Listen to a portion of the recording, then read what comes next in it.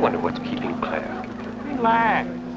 You'd better enjoy your last moment as a bachelor. Who are those people over there? Oh, friends of hers, I think, from that newspaper she worked on. I wish she'd hurry up.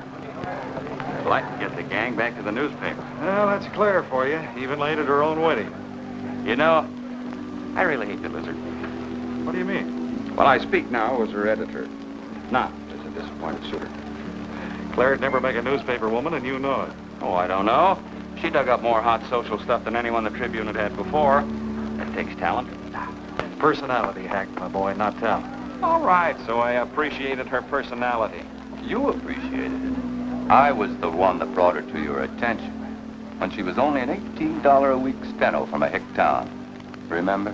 Very touching, Al. You can put that in your memoirs. She's marrying Hanneman now. Listen to the frustrated lovers. You know, if either of you guys had made furnaces instead of small talk, you might be in Hanneman's shoes now. Have one of mine.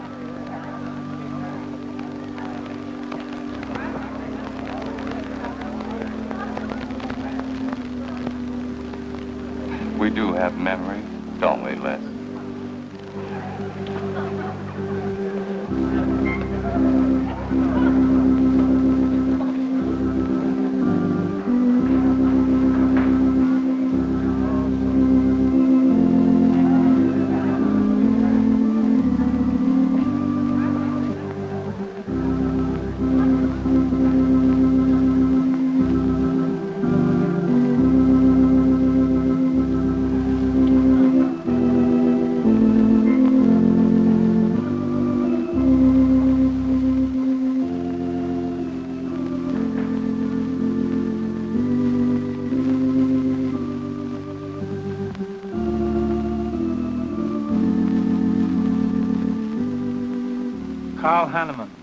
Wilt thou have this woman to be thy wedded wife, to live together according to God's ordinance in the holy estate of matrimony? I will. Claire Cummings, wilt thou have this man to be thy wedded husband, to live together according to God's ordinance in the holy estate of matrimony? I will. I now pronounce you man and wife. You may kiss the bride.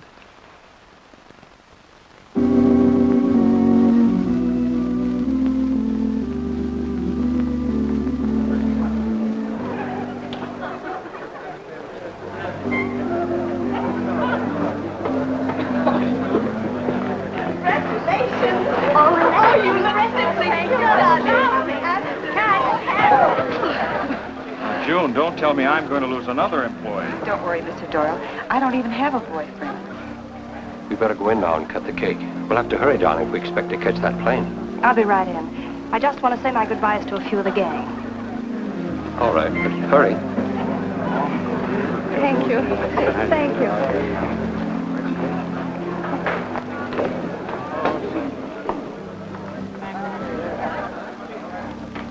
Guess who? Why did you come out here? Because I love you. Because you love me. Claire, you're crazy. Don't you know what those words meant in there? Let no man put asunder. No one can put us asunder less, you and me. Oh, I never could figure you out. Except that, well, you make everything add up to spell Claire, don't you? Now, darling. You're even getting a sadistic kick out of having me at your wedding, me and the others. But there are no others. Only you. I'll think about you on my honeymoon. I'll write you. Miss me less. I know you both will be very happy. I beg your pardon. Thank you. I'm ready with my cameras, Mr. Hanneman. I've been looking for Mrs. Hanneman. You haven't seen her, have you? I believe you'll find her on the terrace.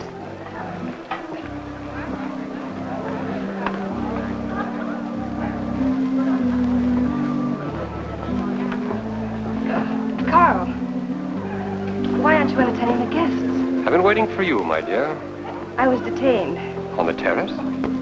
Don't you think you were being a little affectionate for a newly married woman? Darling, you're a great big old suspicious bear. That was only Les Burns. And? It was nothing. Just a friendly goodbye kiss. Les did so much to help me with my newspaper career. Why, he's like a brother. You're the only man for me, darling. Ever. They're waiting for us. Shall we cut the cake?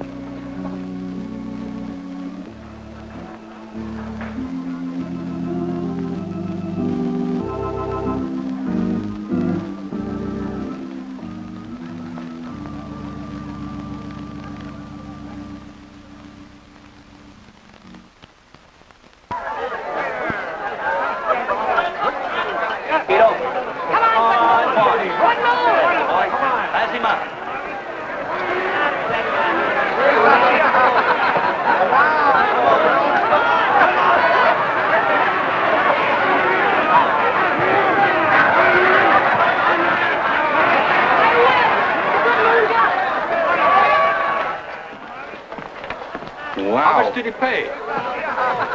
$10.80. $10.80 for two. That's not bad. I win $540. Claire, you mean to say you bet $100 on that horse to win? Of course. In these places, you have to spend money to make money. You see now, I'll put $500 in the second race, high heels. Come on. Wait, that's being foolish. You're only out $100 if I do lose. It isn't the money, it's the principle of the thing. Principle? Carl, I don't understand you. With all you have. I've worked hard for what I have. Oh, I don't mean to be a tightwad. A little bet for fun is all right. But I have too much respect for money to throw it away on horses. Of course you're right. It was foolish of me to bet so much. Forgive me. Of course. Now, excuse me, I want to go cash these in.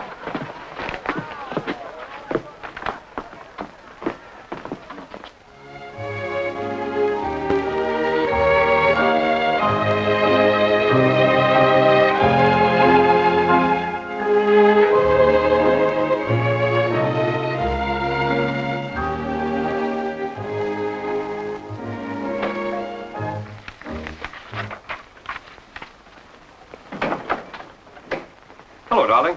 Miss me? Back so soon, Carl. Oh, we went to the barber shop. Who are you writing to? June Taylor. You remember. Les Burns' secretary. She was at our wedding. Do you want to read some of the awful things I said about you?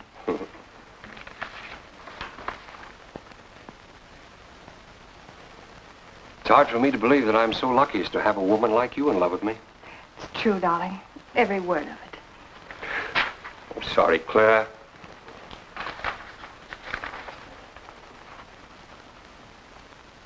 My darling Les. To June, eh? Things are beginning to make sense now. Carl, darling. So that was a goodbye kiss you gave Les Burns. Well, Well, what do you want me to say? nothing. There's nothing you can say, I guess. I'm only glad I found out about it now. Carl, what are you going to do? I'm going back to San Francisco. We're through.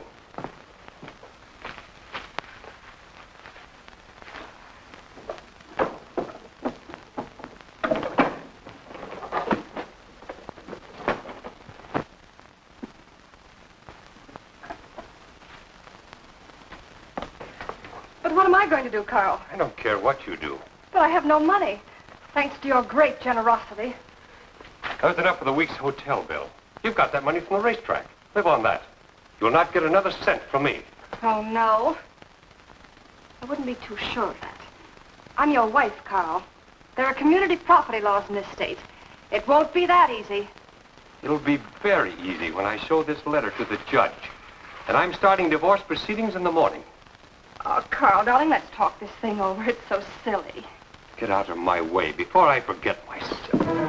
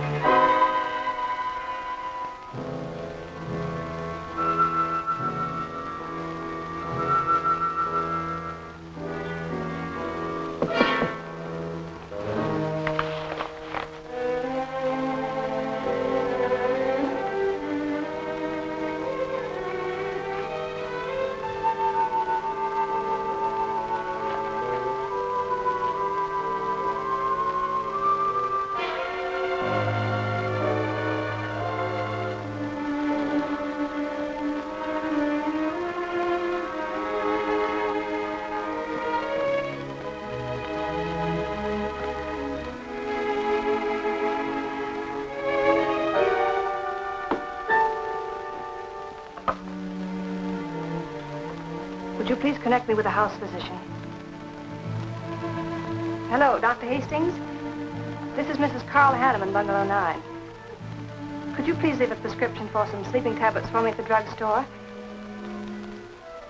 I'll be needing them right away. I'm turning in early. No, that won't be necessary. I'm going out for a bite to eat, and I'll pick them up later. Thank you.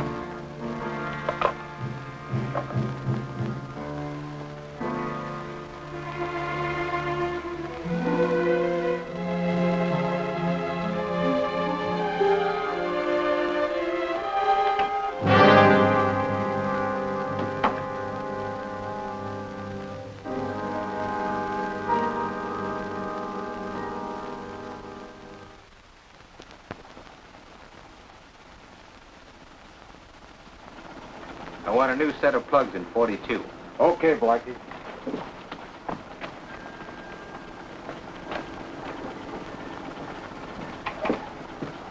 Are you Mr. Tellin? Yeah.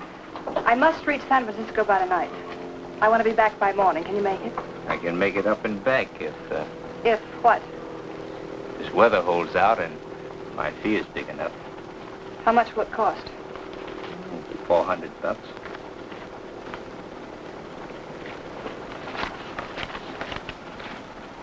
Why, 5? I said 4.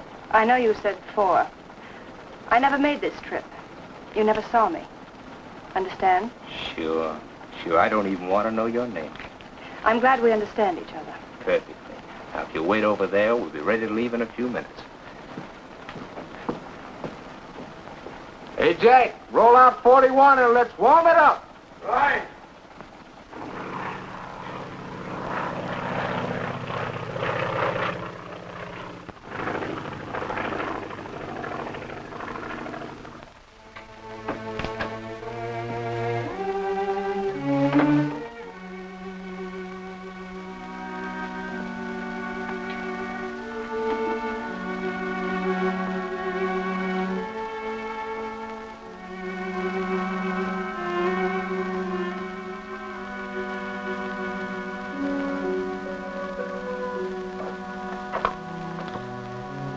Room service, please. Hello? This is Mrs. Carl Hanneman, Bungalow 9. Would you please send a waiter over with the menu? Thank you.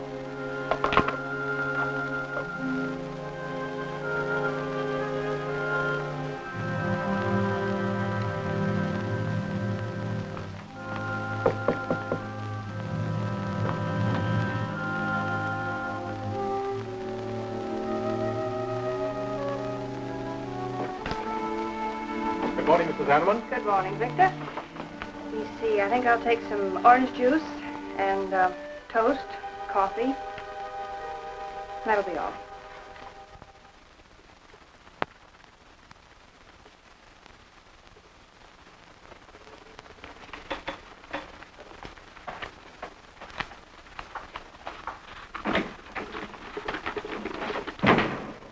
How was the ball game? That was no ball game. It was a track meet. 12-0. This all the mail today? Yes. By the way, I meant to ask you sooner, but I'm going to have a little dinner party tonight for a couple I know. You're invited if you're not doing anything. Well, sure. What's the occasion? They're going to be married soon. They're awfully nice kids. Married.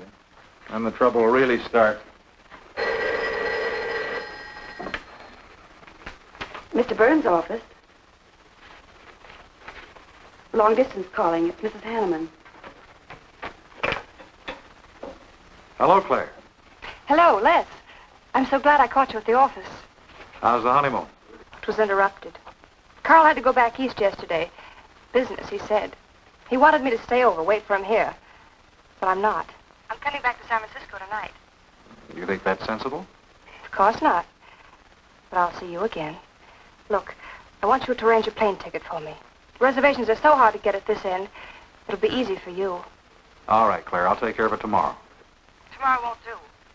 I'm coming home tonight. Okay, I'll wire you back on the time. I know you would help me. Be sure and meet me at the airport. I can hardly wait to see you. Goodbye, Les. Goodbye, Claire. June, get a hold of Hack Doyle. Have him get me a reservation on the 8 o'clock plane out of Los Angeles tonight. It's for Mrs. Hanneman. Are you planning to meet her? Yeah. Oh, I guess I'll have to cancel our dinner party tonight. It doesn't matter. Apparently Claire can get anything she wants out of anybody at any time. Can't she?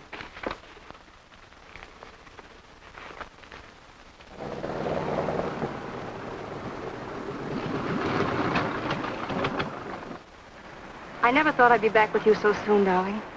It's wonderful. It's crazy. Then why did you meet me? I don't know. I do. Because you still love me, don't you, Les? I'll get over it. I hope Carl stays in New York for a long, long time. That seems a bit odd. He didn't arrange his business affairs so they wouldn't interfere with his honeymoon. Yes, I thought so, too. You certain you and Hanneman didn't have some trouble? What kind of trouble could we possibly have had? Quarrel of some kind? Perhaps over us? Now, wouldn't that be ridiculous? Giving him some reason to doubt me so soon after we're married? What do you think you're doing now? You don't feel sorry for Carl, do you? No. No, I don't. But I should. Look, let's forget all about him. For a few days, anyway. Take me home, I'll change, and you can take me out to supper. Claire, I'd rather not go to the house. But I must freshen up, darling. I really must. You want me to be beautiful, don't you? Just for you? You are beautiful. See? There's nobody home.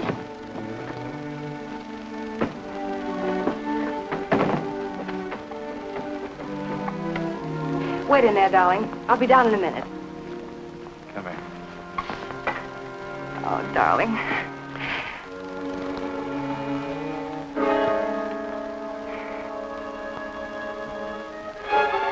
Les, what is it? Stay here.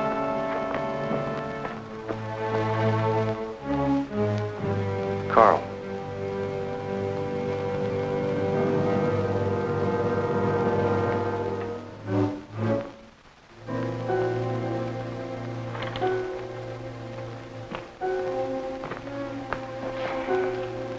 Suicide. But why? Oh, poor Carl. Claire, I thought you said he'd gone to New York. That's what he told me. I don't understand it. Why should he do such a terrible thing? You probably know as much about that as anyone.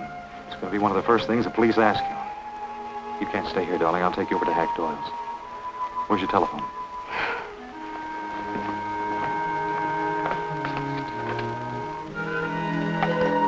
Police headquarters, please.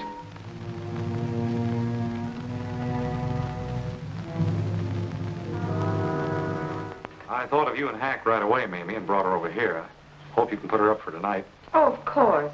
You can stay as long as you like, Claire. Thank you, Mimi. You're very kind. It's just too incredible. If he'd had any earthly reason. We were so happy. So very happy. And now there's... Oh, Hack. Claire's going to stay with us for a few days.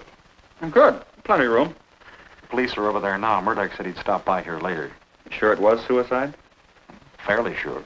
With a man in Hanneman's position, a beautiful wife, and all that money? I don't get it. I don't either.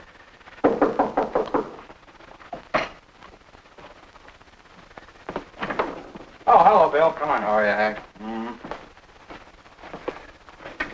Hello, Claire. Hello, Bill. Sorry this had to happen to you. Sit down, Captain. How about a cup of coffee?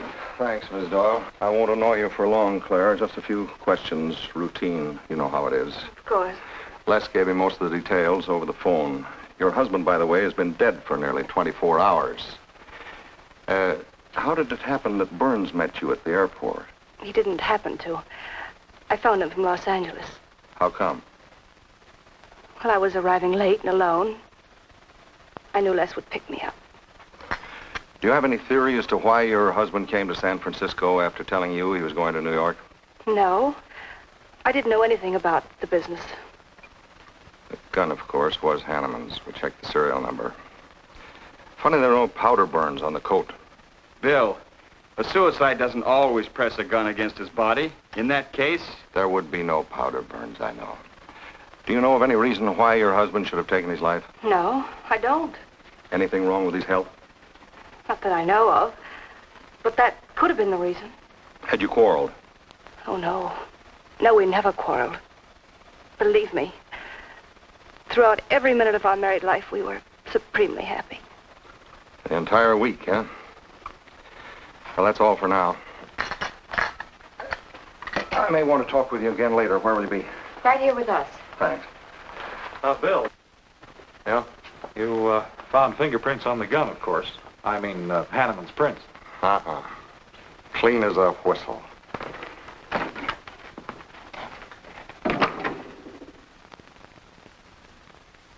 Mr. Burns, that's the position you and Mrs. Hanneman found her husband?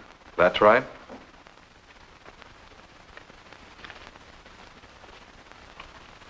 One more question, Mr. Burns. Your testimony at the coroner's inquest said you touched nothing. That's true. Then how did you know the man was dead without feeling his pulse or heart?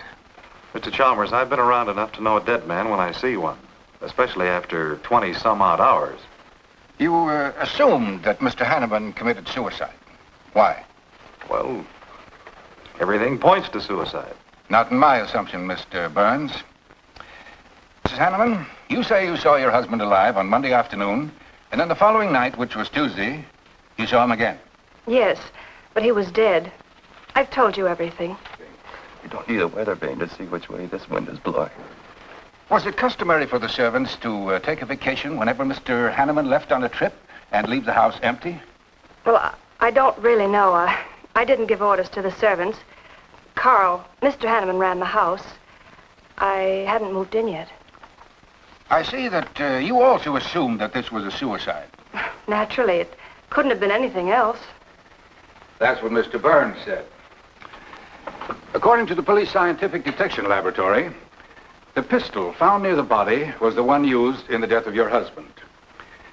But they found no powder burns on the clothes of Mr. Hanneman, nor fingerprints of any description on the gun.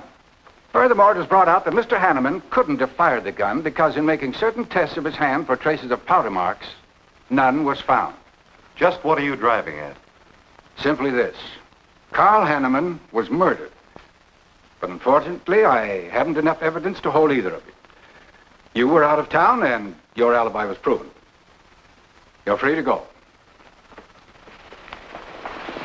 But let me give you a tip. I'm not buying any suicide theory, so the case will remain open. See you later, Ed. So long, Hack.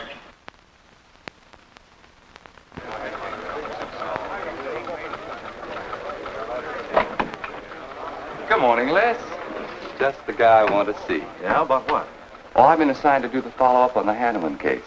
Oh, how'd you draw that? Oh, I asked for it. It'll be a dull job because there isn't going to be any follow-up.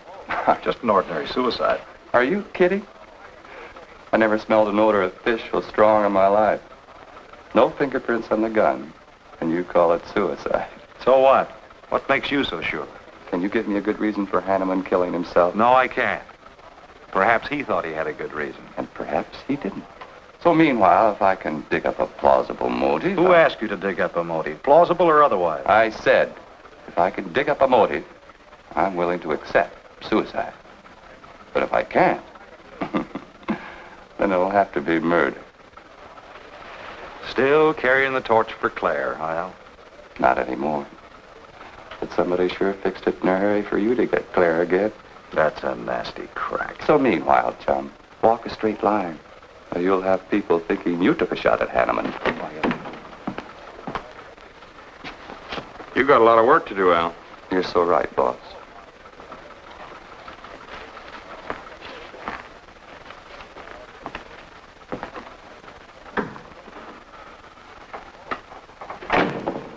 Sorry, Hack. How's Claire taking it this morning? I don't know. She's still asleep when I left. Les, I'm worried about this deal. Police aren't buying any suicide theory.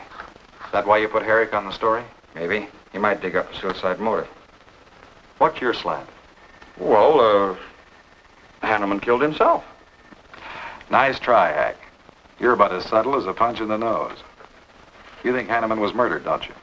Maybe I'm protecting someone. It's possible. But I'd like to protect someone if it isn't suicide. Like who? Like you. Who had a better reason? Hanneman's death meant that you'd get Claire back and $1 million odd bucks. That makes sense to a lot of imaginative characters around this town. I don't believe it for 1 second. But I still think it's safer to sell the suicide theory if Harry can dig it up.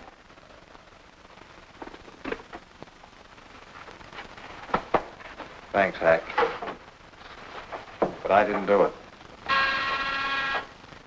Yeah. Send him in. Well, they're on the job. Hello, Benson. What's on your mind?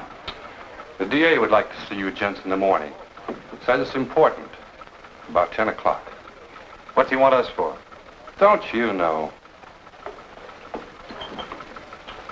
Mrs. Hanneman's already got her invitation. See you tomorrow.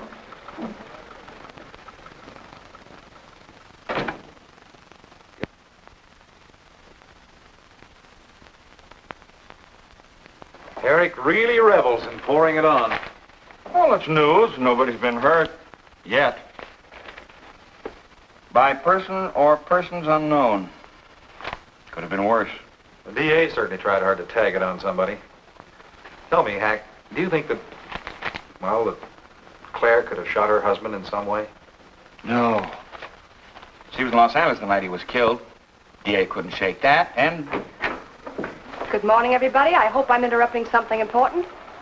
Hello, darling. You look tired. Hello, Hack, dear. Good morning, Claire. It's a pleasant surprise. What can I do for you? I came to get my job back. Starting when? No. Well, after all that's happened, don't you think you should have a little rest? Rest. Why, working will be the best thing in the world for me. It'll keep me from thinking too much about poor Carl. After all, I must carry on. My life is still ahead of me. What's the real reason? Well, I do need a little cash. I have the house and my clothes, but I just won't be able to live on the widow's compensation the court will allow me. You wouldn't want me to have to sell my clothes in order to eat, would you? Oh, no. After all, I've made other arrangements about your column. Beth Warnock's taking it over. You are still the boss, Hack. Les, darling, wait outside for me. I'll be out as soon as I've had a heart-to-heart talk with Hack. I know. You might as well say yes, Hack. I've had these heart-to-heart talks.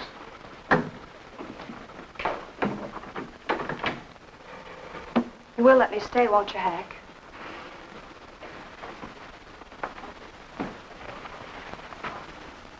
Yes, but I was hoping you wouldn't ask it.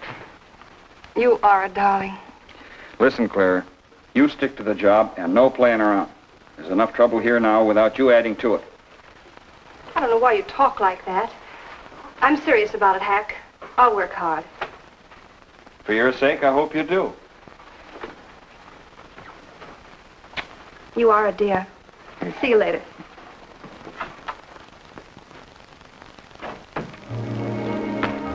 Well, see you later, Al. All right. Hopefully you're friends. Yeah, old friends.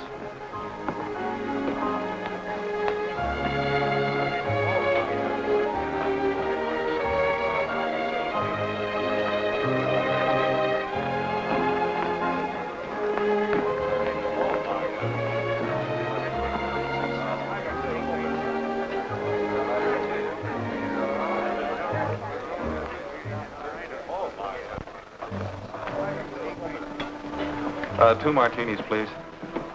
Chicken salad? Fine. Chicken salad for two. And coffee. Les, do you know a good lawyer? Yeah, why? Well, I need one to handle Carl's estate. What's the matter with Hanneman's regular lawyer? Ah, he's an old fuddy-duddy. I want someone whom I can trust to take care of my interests. Well, you might try Lawrence Carson. He specializes in probate work. Carson? Good. I'll call him tomorrow.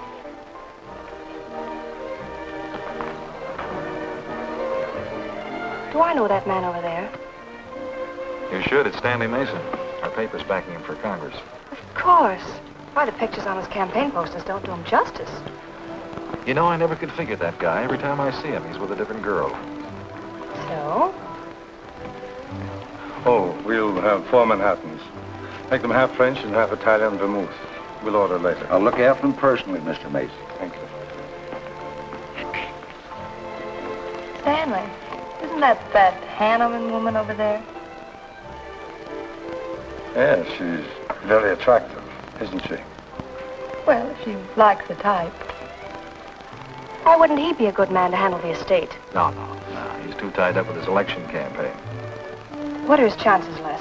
I'm going to Washington. Pretty good. Why? That makes him important. I've got to have someone with influence. He looks like the kind of a man who could get things done quickly. Capable enough, I suppose. Probably make a good representative. Personally, I just don't go for him. I want you to introduce me to him. You can do better. Oh, darling, don't be stubborn. I want to meet him. When you want something, you want it right now, don't you? You know what I really want, Les. I know. A fine old name like Hanneman, carload of dollars, social position, the tops. You're forgetting the most important thing. Am I? You see, that's just the frame. You're the picture in that frame. What's that about a frame? Sergeant Benson, won't you join us? No, but Burns here can join me. Been looking all over for you. The captain wants to have a little chat. Now. What is this, a pinch? No, just an interview. It won't take long. It's too bad you couldn't have found me at 10 o'clock this morning. I was in a dentist's chair. I'm sorry, Claire. It's all right, darling. I'll wait for you here.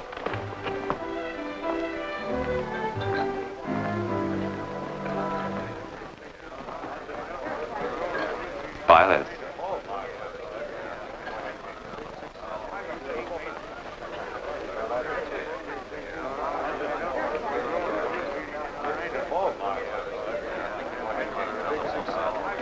Hello, Al. Don't tell me they finally grabbed Les for murder. Wouldn't you like to hear me say yes? Yes. Well, don't stop the presses. Yet. You're the most composed dame I ever saw. I don't believe you give a hoot whether this case ever gets solved. Oh, but of course I do. Really. Say, Al, how well do you know Stanley Mason? Quite well. I've planted some of his propaganda. You can do me a favor. A big favor. I want to meet him. Might be a good idea. I remember I once introduced you to a fellow by the name of Les Burns. Promptly lost you. Excuse me.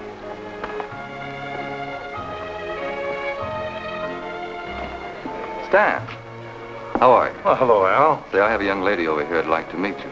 Just take a minute. Well, all right. Excuse me? Excuse me. Claire, this is Stanley Mason. Mrs. Hanneman. I'm so glad to meet you, Mr. Mason. How do you do, Mrs. Hanneman? Won't you sit down? Sorry, I can stay but a minute. I know you think me rather forward, but being an attorney, you can understand my predicament. I'm desperately in need of someone to administer my late husband's affairs. I thought perhaps you could help me. Well, I hadn't intended on taking on any more work this summer. My campaign requires so much attention. However, supposing you come to my office at, say, 4 o'clock, we can at least talk it over. Oh, thank you. I would appreciate it. Here's the address. So, until then... Oh, excuse me. Sorry. Thank you, Al. Don't mention it.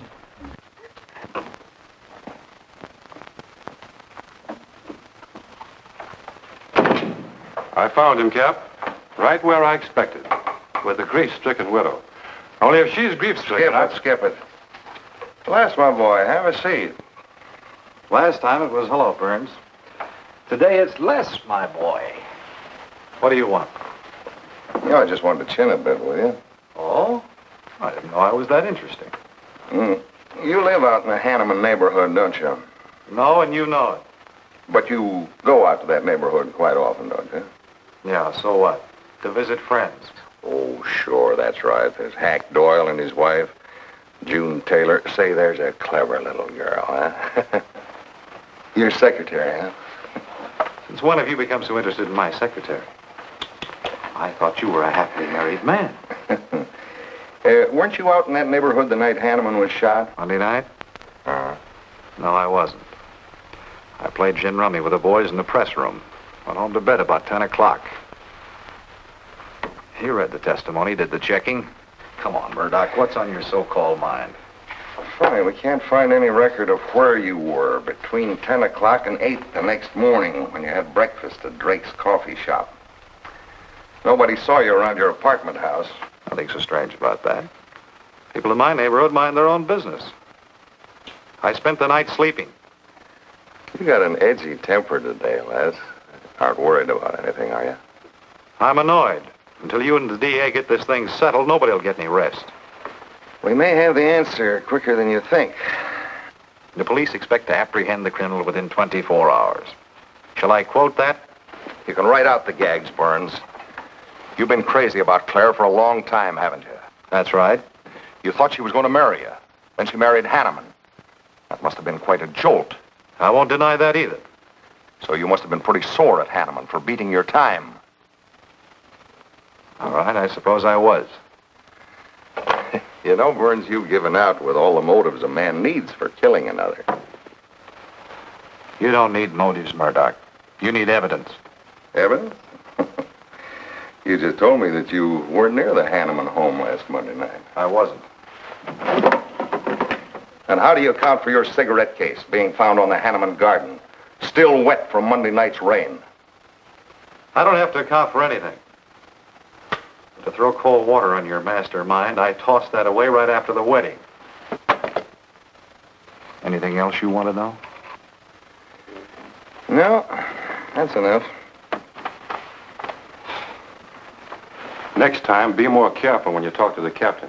Listen, Mr. Benson, if I've hurt the captain's feelings or yours, arrest me. Then I can sue and you'll be back writing tickets for jaywalkers.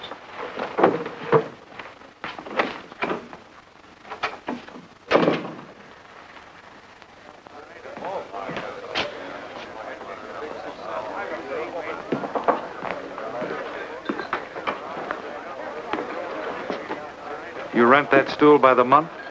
Well, Lester. Where's Claire? Oh, Claire isn't here. She had an appointment. Did she go back to the paper? No, about this time, she should be walking into the inner sanctum of that courageous and fearless champion of the people's rights. That distinguished candidate for the Congress of these United States. Mr. Stanley Mason. You sound like you're on Stanley's payroll. I introduced them. You seem to have a talent for that sort of thing. Thank you. I believe that's all the information I need, Mrs. Hanneman. I can't possibly find words to express my gratitude in your consenting to help me. Oh, believe me, it's a pleasure. A little pressure in the right places should settle the matter quickly for you. Thank you again, and good luck in the elections. Oh, thank you. I suppose you'll be leaving for Washington immediately if you do win. Yes, if I win. You will. I know you will. Well, I really must be going. Oh, can't I drop you off somewhere? I'm sorry. Not this evening. Mr. Burns is taking me home. He's the gentleman you saw me with today. I'll call you tomorrow. Perhaps we can have dinner and talk some more about your problems. Splendid. Goodbye.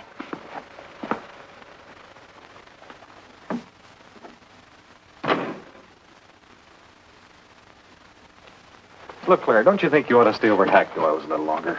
Might be unpleasant. Oh, don't be ridiculous. Come on. Oh, Robert. Good evening. Good evening, Mrs. Hanneman. We weren't expecting you home. We've made no arrangements for dinner. I've had dinner. Please take my bags to my room, and you and Christine take the evening off. I shan't be needing you. Thank you. Oh, Mrs. Hanneman, I just wish to say on behalf of Christine and myself that we're pleased that you're home, and we'll do everything we can to make you happy. Why, thank you, Roberts.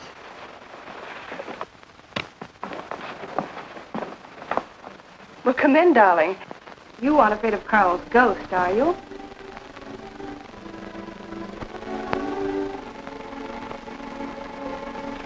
You'll never be happy here, Claire. Nonsense. I've done a little refurnishing. Well, that ought to help a little. Les, what did Murdoch want with you? You had an idea I might have paid a visit here Monday night? You didn't, did you? Of course not. It also seems I had a motive to kill Carl. But of course you did. If you were that kind of a person. Murdoch's only fishing. Well, he knows I've been in love with you for a long time. I told him. You told him? Why not? It's true. You want them to keep working on you, so they'll stay away from me. That's it, isn't it? Yeah, that's it. I said I'd stand by. And you have. And I love you the more for it. You know I do love you, don't you, darling? I think you do, Claire. In a peculiar, mixed-up sort of way. I never should have married Carl. I didn't really love him, but he offered so much. Things I never had. But that's all over now. No, it's not over. And it won't be until they find his murder. They will. And there'll be nothing to keep us apart again. Ever. Claire, if I could only sell myself on that. You've got to, Les. You've got to.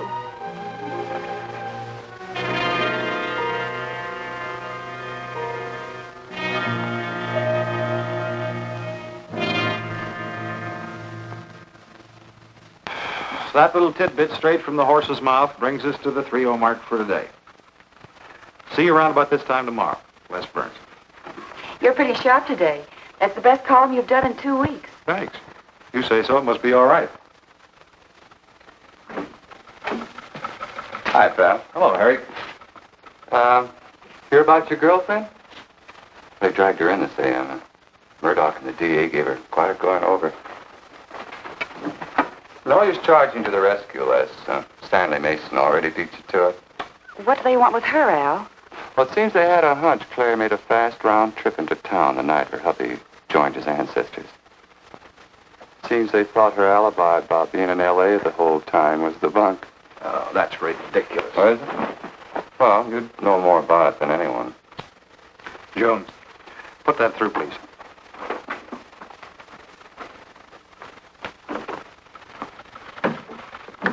Okay, Al. You're so much smarter than Murdoch. Spill it.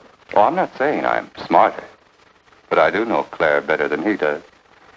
And I know you. Meaning what? Claire never lost any interest in you. Before, during, or after her marriage. And that doesn't prove it happened. With all that wampum at stake, this whole thing could have been planned weeks ago by both of you. I'm fed up with your dirty cracks. Now get out!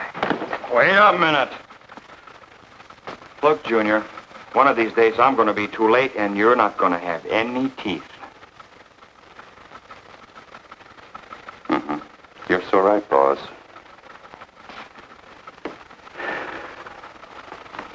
What's wrong, Les? Nothing. Forget it.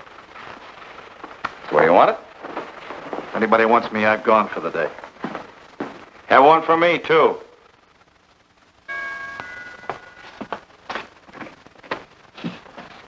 Where's Miss Hanneman? I gotta see her. Is she in?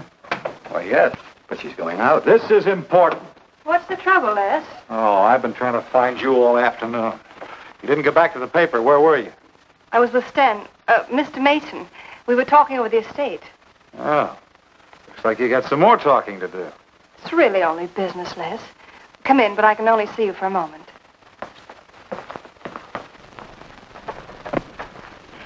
You've taken on quite a package tonight, haven't you, Les?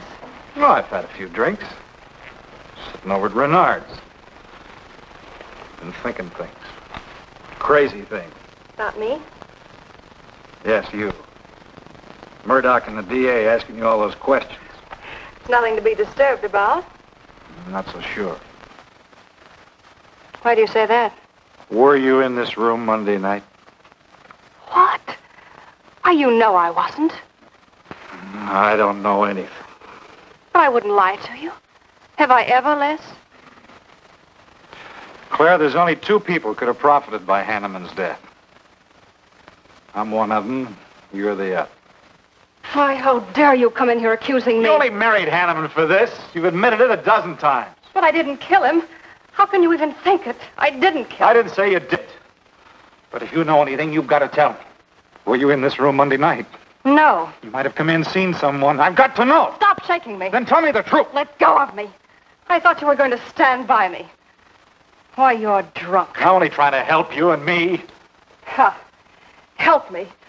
You're accusing me of murder. How do I know you didn't kill him? You were in town. Claire. I've as much right to accuse as you have. But I'm not accusing you. Get out of this house. I once said I couldn't figure you out. I can now. You're not a normal woman. You're not warm. You're cold, like ice. Yeah, like ice. Blonde ice. Get out of here.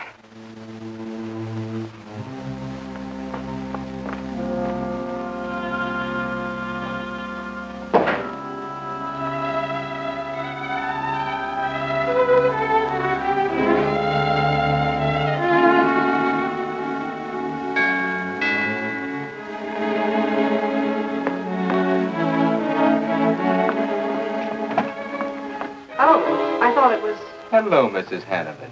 I don't believe I know you. Sure. Sure you do. Let me come in.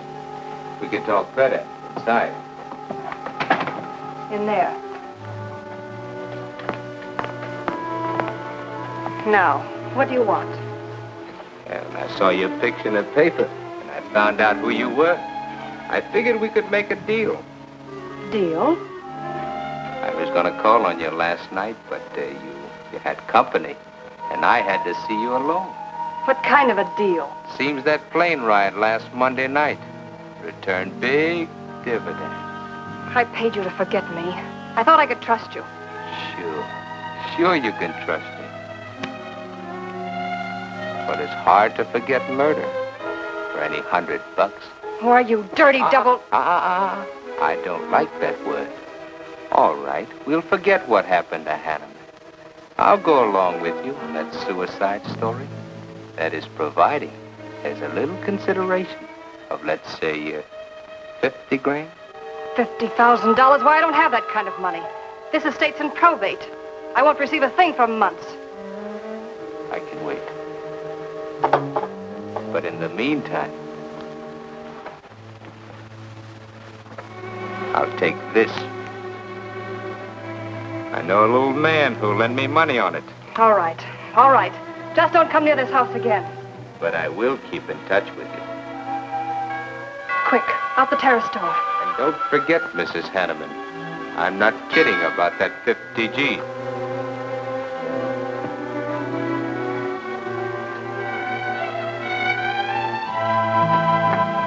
I'll get it, Roberts. Yes, ma'am. Stanley, darling. Thank you. Well, he isn't at Bernard's either. Oh, I hope nothing's happened to him. He'll turn up when he runs down or runs out of dough for drinks. Say, you write his column all by yourself? Somebody had to do it. I hope it's fit to print. It's good. Nice of you to cover for him, too. Do you really think he's all right? Sure. I'll find him later. Don't worry about Les. He's probably getting more poison out of his system than he is into it. I hope.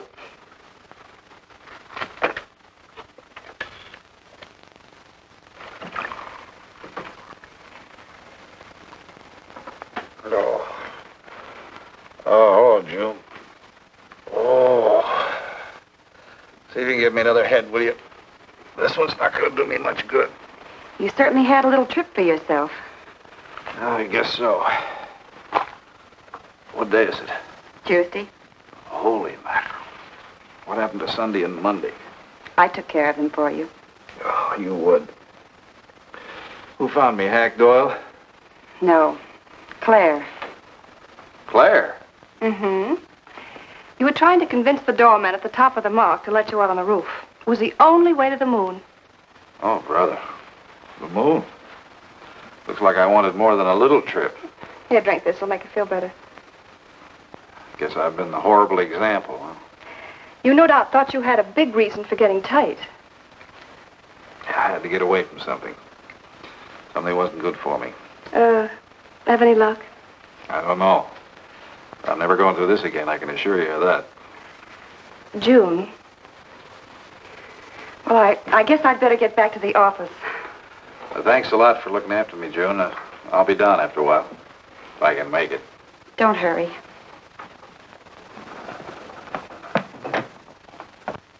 Les, I wonder which hangover you'll recover from first.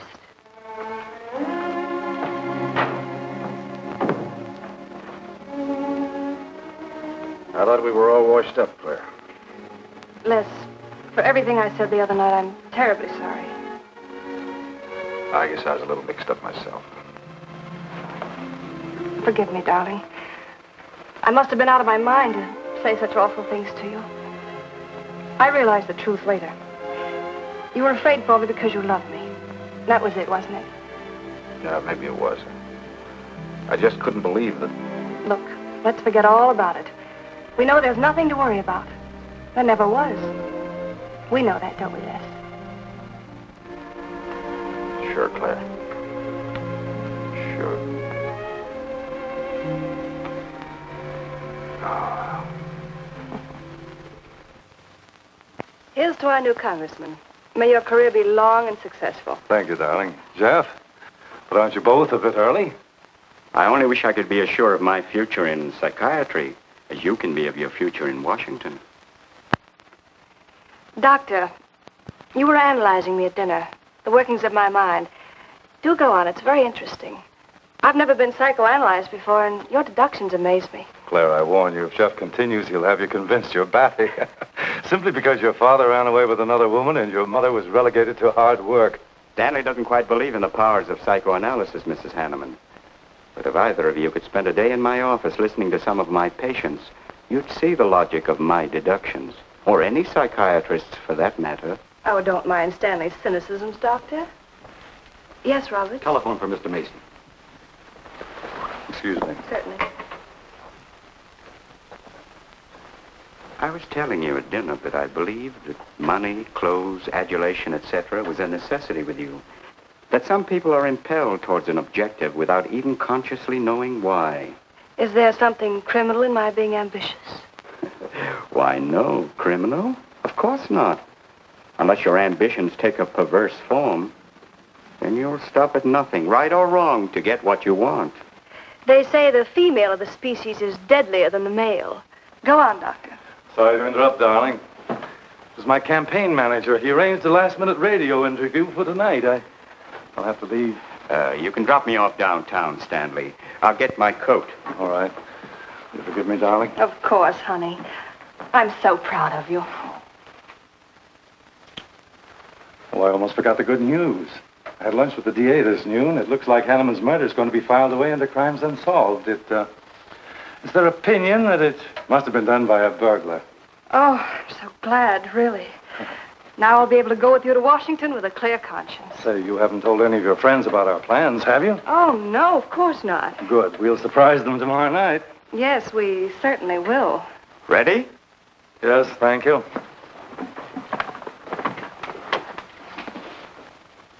Good night, Claire. Good night. Mrs. Hanneman, please don't take my mental probing too seriously. You're a very charming hostess. So don't worry. I never worry. Good night. Good night.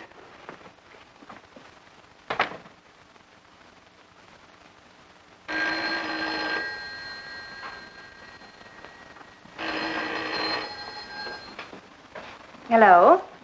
Yes, this is Mrs. Hanneman. That's all right, Roberts. I'll take it. Hello?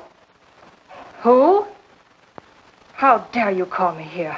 I had to. I'm in a jam. I need some dough, and you've got to help me. The estate isn't settled yet. I told you I don't have any money. Don't give me that. You're a smart girl, and if you haven't got it, you know where you can find it.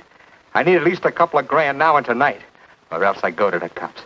I got nothing to lose. I have about $700 cash in my jewelry. All right, bring it along. Meet me at the end of the Old Valley Road. Be there in 20 minutes.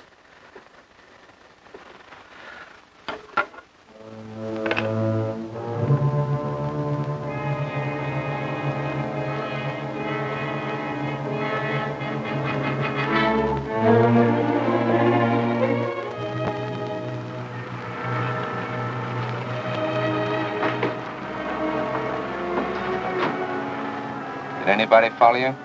No, Then stop being nervous. I'm not nervous. You are. All right, give me this stuff and let's see if I can use it. These look all right. I got into the bookies for a couple of grand. They're bad little men. And I've been stalling.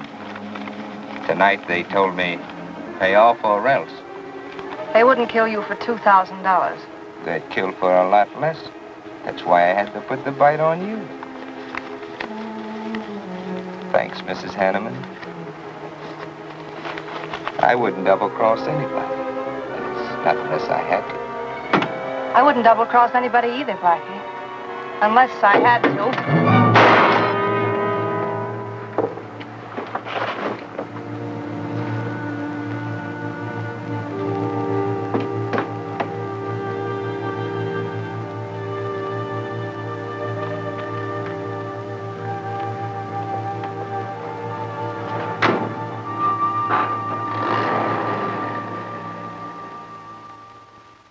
First returns have been received from the 12th precinct. Mason, 311, Jeffers, 282, and Allen, 91. That just about cinches it. If I can do that well in the 10th, I can carry them all. My gratitude, Doyle. Without your paper in back of me, I wouldn't have had a chance. Think nothing of it, Mr. Mason? We're glad we backed the right man. Well, it looks like you're in, Mr. Mason. Congratulations.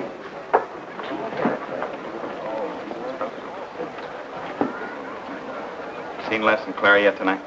No, I guess she's waiting to make her grand entrance. It's about 100 times you've asked for them, Hack. What gives? Nothing?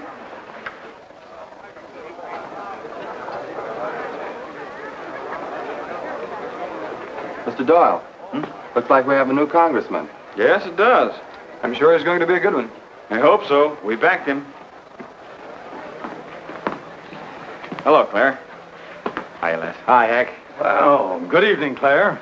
You look stunning, as usual. Thank you, Stanley. Oh, hello, Les. Thanks for being Claire for me. Big night, huh? In third place is Jeffers with 162, Allen with 142, and Mason 300 even. That's how big it is. Come on, Claire. I want you to meet some folks. You'll find drinks in there. Look, Les, there's something on my mind. I want to tell you about it. You better have a drink first. Sure.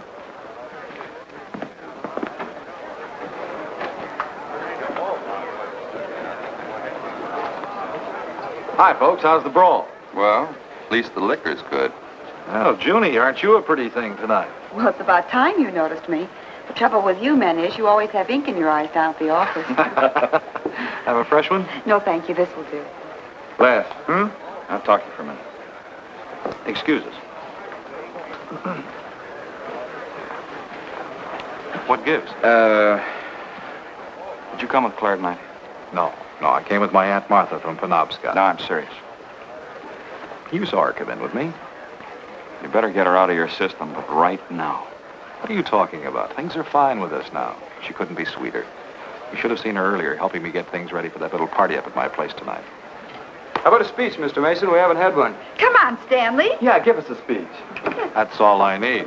Now, wait a minute. Speech, all right. If you want a speech, you shall have it. Ladies and gentlemen, I want to introduce to you a very lovely young woman, better known to you as Claire Cummings. I am happy to announce that she has bestowed upon me the great honor of consenting to become my wife.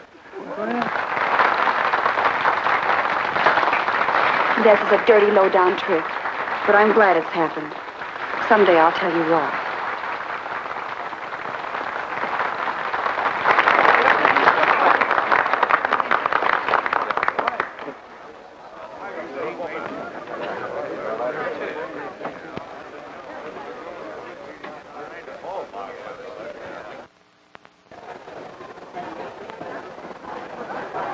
All the best in the world, my dear. That was quite a speech you made, Stanley. Surprised, Jeffrey? Aren't you going to congratulate us, Doctor? It's customary. Hate to take you away at this moment, Stanley, but there's something I must talk to you about. It's important. But of course, Jeffrey. Will you excuse us? I know you'll enjoy living in Washington. When do you plan to have the wedding?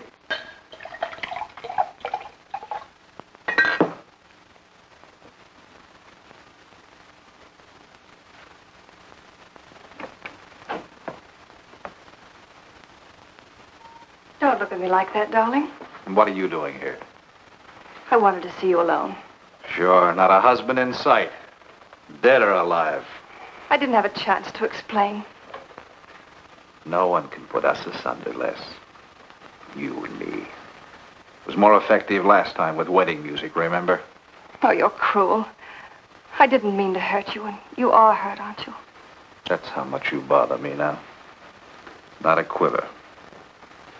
What about your heart? Claire Cummings, Hanneman, Mason. If this keeps up, you won't be able to get your initials on your silverware. I can't help it, Les. I do love you, but you could never give me the things I must have. Money, importance. With me, they're a necessity. Oh, stop it, Claire. You're like a poison. Take a little bit and you're finished. But too much becomes an antidote. All right, darling. But if we've really come to the end...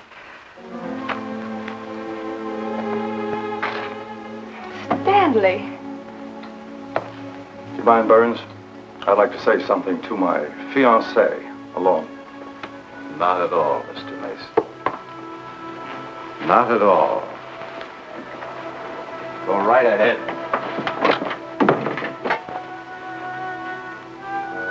The congratulations are hardly over before I find you in the arms of your old sweetheart. That was a stupid remark. I had to say something to him, didn't I? So you didn't tell him earlier. You said you were going to? Well, I couldn't find the words. Is that why you're angry? Oh, darling, let's not quarrel. We can do that after we're married. There isn't going to be any marriage. What are you saying? I'm afraid we've made a mistake. You can't mean that. What'll my friends think? I couldn't stand the humiliation. Oh, you'll get over it quickly enough, as quickly as you did your other marriage. Why are you talking this way?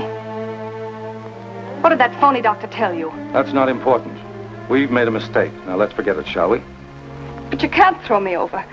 I've looked forward. I've planned. You're taking me to Washington with you. Away from these people, these memories. I've got to go with you, Stanley. No, I'm sorry. It's final. You ought to see a doctor, Claire. A doctor like Jeff. I'll look for you at the party after he talked to me. I merely wanted to ask you something. Doyle told me where I'd find you, but I didn't believe him either. But finding you here proves many things. You're not well, Claire. All right. I didn't mean to crack up. At least we could have a farewell drink together. No hard feelings, really. Why don't you fix some for us? I must say you're being regular about it.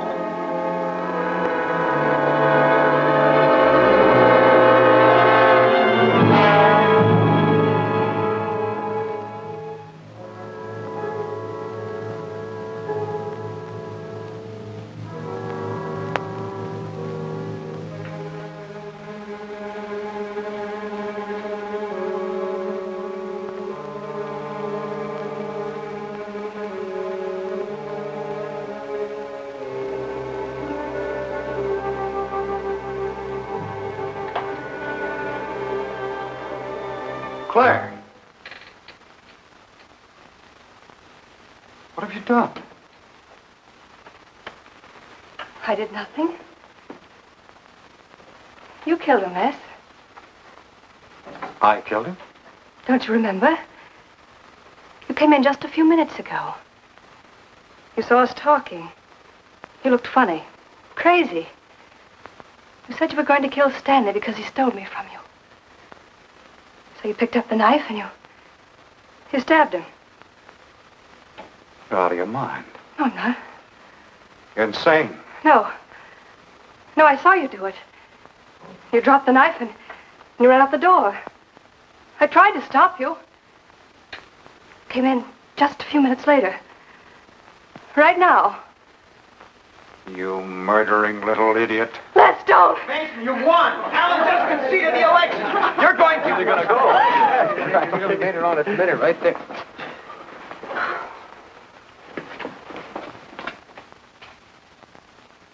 So you see, Doctor, the evidence is really stacked against Les Burns.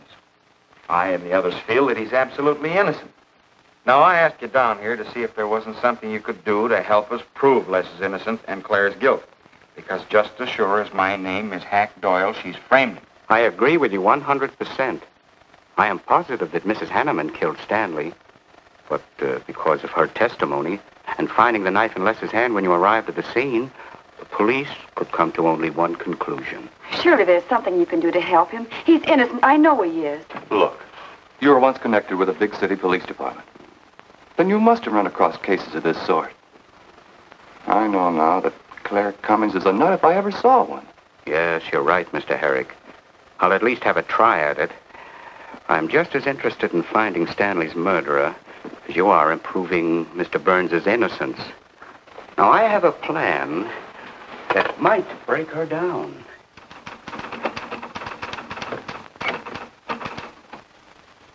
Well, good morning, Dr. Clippinger. To what do I owe the pleasure of this visit? It's no pleasure for me, Mrs. Hanneman, I assure you.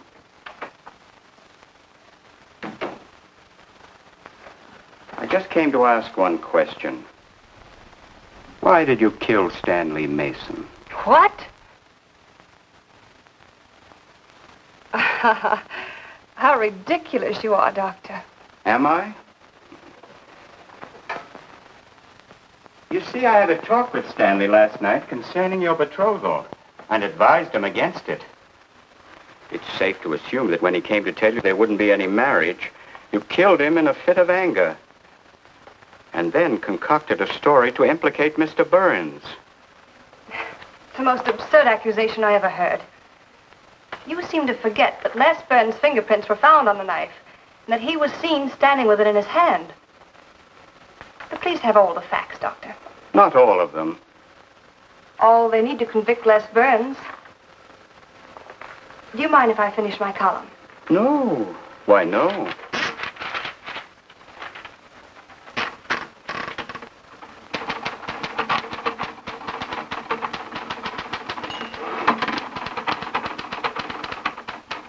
I suppose you'll tell the police I killed Stanley and give them that fantastic story to back up your accusations. It won't sound so fantastic to them, Mrs. Hanneman. I discovered one or two other flaws in your story. They'll laugh at you. It's insane, absurd. Oh, you're wrong. You see, I've spent my life delving into distorted minds like yours. I worked for the police for many years as a consulting psychiatrist. You sound more like a hypnotist. And I'm quite fed up with your insane theories. Now, Doctor. Looking for something, Hack? Police are on their way. Police? What for?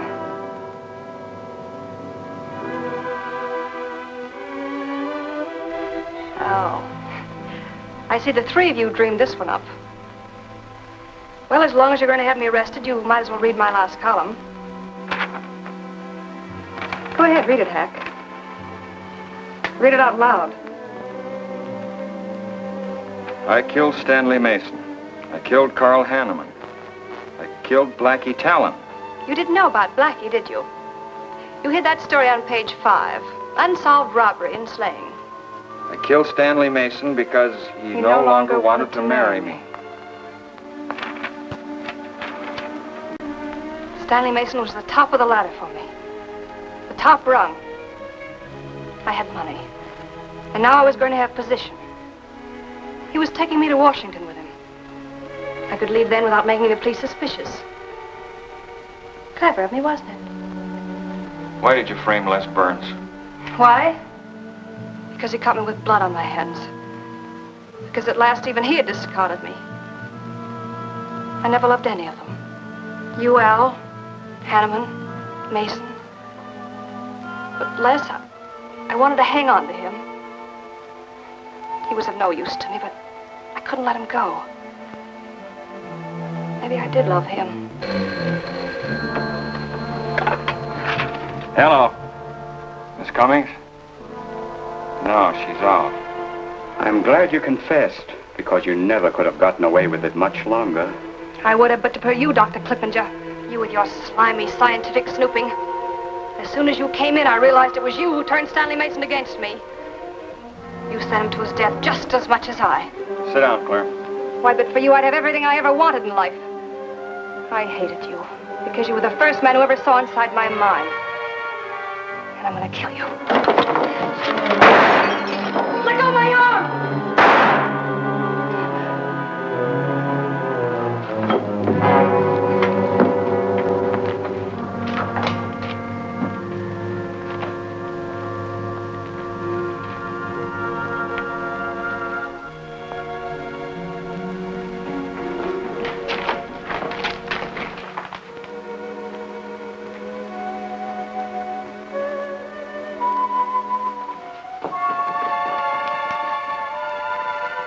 You were a little late, Murdoch. Well, it was probably better this way. I can scarcely believe it. A woman as beautiful as that. You didn't know her very well. None of us really knew her very well.